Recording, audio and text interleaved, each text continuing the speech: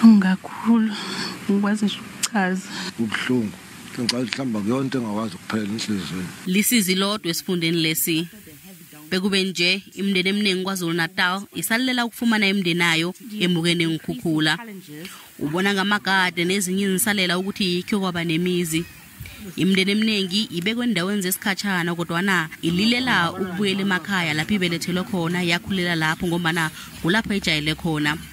Abongazimba abanye bathi bayayibona yokubhujelwa amalunga ngoba azokungcwatshwa kodwa yokulahleka kwamanye amalunga yinto engabalalisiko nebhebhedlisa isilonda ukuya phambili.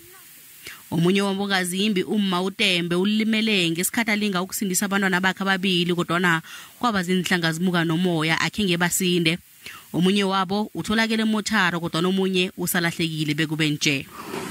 Sibhlungu kakhulu sisi. Sesiqala ngilahla ithemba kade alahlekela katholakala sisazi sizomthola kephi. Utembe uthi nanyena ithemba lifuna ukulahleka kodwa uqiniswa amalunga womphakathi namapholisa ragela phambili nokubhudulana namalunga wemndeni abo. Uthi into angayithokozela kutholakala kwethambo okungasenani ukwenzela ukuthi bazifihlele lona bamndeni. Ngingacela kakhulu bandla ukuthi bangapheli imoya njengoba kusekanjena nje kona ngingasho ngithi ithemba ngilahlele kodwa ngisanalo mangisabona kukhona abayisukumelile le ndaba. Maningi amalunga alahlekelweko ubaba uMpanza naye ungungazimbi uthi akaza ayihlathulule njani ihlekelele yenzeke ngeveke ephelileko. Uthi abantwana bakhambe alinga ngakho konke ukuthi abasindise.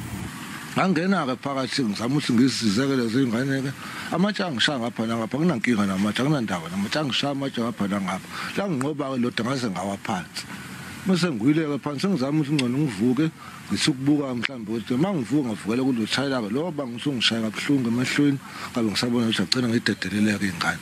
Umpanza uthi okubuhlungu ukuthi abantu babhalule ukubasiza ngoba nabo bebasemrarweni ofanako.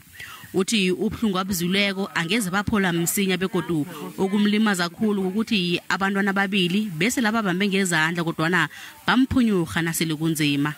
Afike ngabamemeza amagama ngase ngababamba baphenduka futhi bangibona ngababamba. Lo ntombazana wabo sengibabambile wasibambela kumina ebhlokweni. So itshela ngishaya mina futhi lashaya ukuthi asibhanqa nayo ingane le ntombazana ngoba ngawo isikhathi singiwa yona ngabe ngisayibona siphelelana. Nakusenjalo amapholisa nomphakathi baragela phambili nokubhudulana nabongazimbi abathethwe ziinkhukhula kanti imindeni yabongazimbi ihlalele ethembeni lokuthi amalunga wayo aza kutholakala.